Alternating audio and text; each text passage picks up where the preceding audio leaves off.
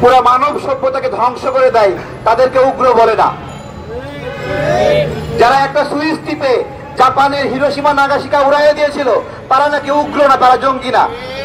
আর আমরা একটু জোরে কথা বললে আমরা উগ্র হয়ে যাই, জঙ্গি হয়ে যাই।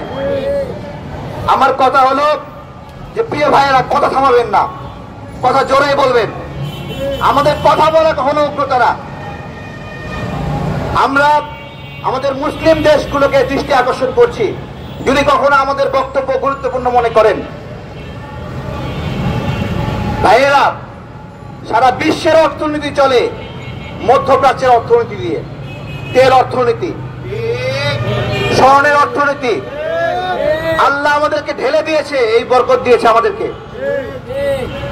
এই বরকতের উপর নির্ভরশীল আমেরিকা, এই বরকতের উপর নির্ভরশীল ইসরায়েল, এই বরকতের উপর নির্ভরশীল হলো ইন্ডিয়া।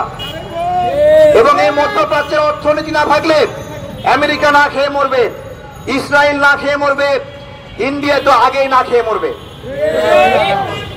কিন্তু দুঃখজনক, ইন্ডিয়ায় মুসলিম নিধন হয়, গরুর মাংস খাওয়ার জন্য মেরে ফেলা হয় পিটায়ে পিটায়ে, একের পর এক মসজিদ ভাঙছে। কিন্তু আমাদের মধ্যপ্রাচ্যের শক্তিশালী তেল অর্থনীতির রাজপুত্রগুলো কোনো কথা বলে না।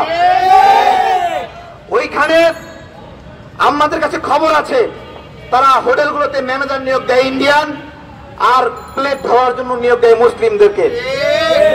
এটা হলো মধ্যপ্রাচ্যের কথা বলছি। আপনারা কেমন মুসলিম জিজ্ঞাসা করছি। যেদিন একটা মুসলিম ভাঙছে, যেদিন একটা মসজিদ ভাঙছে, যেদিন ওই বাবরি মসজিদ ভাঙলো, সেদিন সৌদি আরব থেকে কেন সমস্ত ইন্ডিয়ানকে বের করা হলো না বলেন?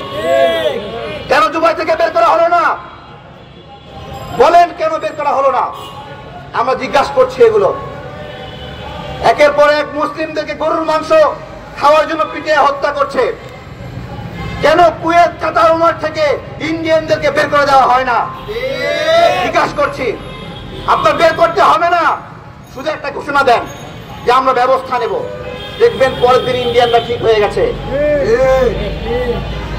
মধ্যপ্রাচ্যে যত বড় বড় ব্যবসা প্রতিষ্ঠান আছে, ইসরায়েলরা এখানে এসে ব্যবসা করে, আমেরিকারা এসে ব্যবসা করে। একদিন ঘোষণা দেন সমস্ত বিদেশি ব্যবসায়ীকে বের করে দেবো এখান থেকে, পরের দিন ফিলিস্তিনি নিপীড়ন বন্ধ হয়ে যাবে ভাইরা। কিন্তু এগুলো হয় না। কেন হয় না সেটাও আমরা জানি।